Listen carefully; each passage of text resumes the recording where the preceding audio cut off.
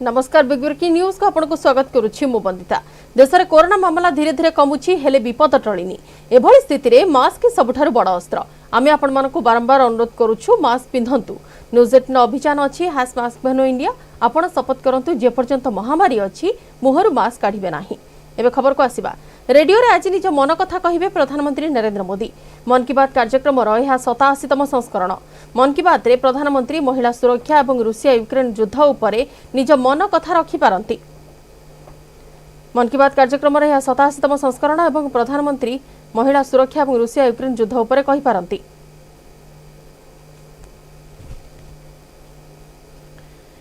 आपण वर्तमान देखुछंती मन की बात कार्यक्रम सीधा प्रसारण।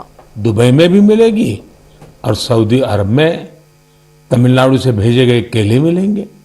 और सबसे बड़ी बात ये कि नए नए प्रोडक्ट्स नए नए देशों को भेजे जा रहे हैं।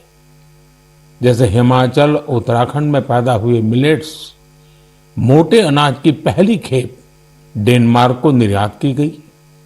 आंध्र प्रदेश के कृष्णा और चित्तूर जिले के बंगनपल्ली और सुवर्णरेखा आम दक्षिण कोरिया को निर्यात किए गए। त्रिपुरा से ताजा कटहल हवाई रास्ते से लंदन निर्यात किए गए।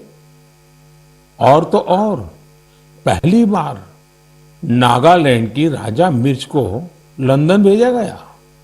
इसी तरह भालिया गेहूं की पहली खेप गुजरात से केन्या और श्रीलंका निर्यात की गई। यानी अब आप दूसरे देशों में जाएंगे तो मेड इन इंडिया प्रोडक्ट्स पहले की तुलना में कहीं ज्यादा नजर आएंगे। साथियों, यह लिस्ट बहुत लंबी है और जितनी लंबी ये लिस्ट है उतनी ही बड़ी मेक इन इंडिया की ताकत है, उतना ही विराट भारत का सामर्थ्य है।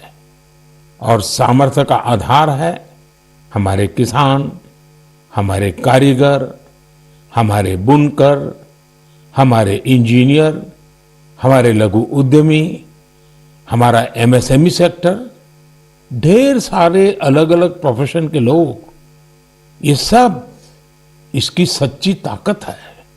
इनकी मेहनत से ही 400 बिलियन डॉलर के एक्सपोर्ट का लक्ष्य प्राप्त हो सका है। और मुझे खुशी है कि भारत के लोगों का इस सामर्थ्य अब दुनिया के कोने कोने में नए बाजारों में पहुंच रहा है। जब एक एक भारतवासी लोकल के लिए वोकल होता है तब लोकल को ग्लोबल होते देर नहीं लगती है। आइए लोकल को ग्लोबल बनाएं और हमारे उत्पादों की प्रतिष्ठा को और बढ़ाएं। साथियों, मन की बात के श्रोताओं को ये जानकर भी अच्छा लगेगा कि घरेलू स्तर पर भी हमारे लघु उद्यमियों की सफलता हमें गर्व से भरने वाली है। आज हमारे लघु उद्यमी सरकारी खरीद में गवर्नमेंट ई मार्केट प्लेस यानी जेम के माध्यम से बड़ी भागीदारी निभा रहे हैं। टेक्नोलॉजी के माध्यम से बहुत ही ट्रांसपेरेंट व्यवस्था विकसित की गई है।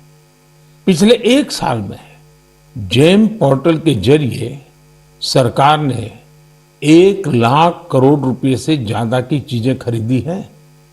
देश के कोने कोने से करीब करीब 1.25 लाख लघु उद्यमियों, छोटे दुकानदारों ने अपना सामान सरकार को सीधे बेचा है। एक जमाना था जब बड़ी कंपनियां ही सरकार को सामान बेच पाती थी, लेकिन अब देश बदल रहा है, पुरानी व्यवस्थाएं भी बदल रही है। अब छोटे से छोटा दुकानदार भी जेम पोर्टल पर सरकार को अपना सामान बेच सकता है। यही तो नया भारत है। ये न केवल बड़े सपने देखता है बल्कि उस लक्ष्य तक पहुंचने का साहस भी दिखाता है जहां पहले कोई नहीं पहुंचा है। इसी साहस के दम पर हम सभी भारतीय मिलकर आत्मनिर्भर भारत का सपना भी जरूर पूरा करेंगे। मेरे प्यारे देशवासियों, हाल ही में हुए पद्म सम्मान समारोह में आपने बाबा शिवानंद जी को जरूर देखा होगा। 126 साल के बुजुर्ग की फुर्ती देखकर मेरी तरह हर कोई हैरान हो गया होगा। और मैंने देखा, पलक झपकते ही वो नंदी मुद्रा में प्रणाम करने लगे। मैंने भी बाबा शिवानंद जी को झुककर बार बार प्रणाम किया।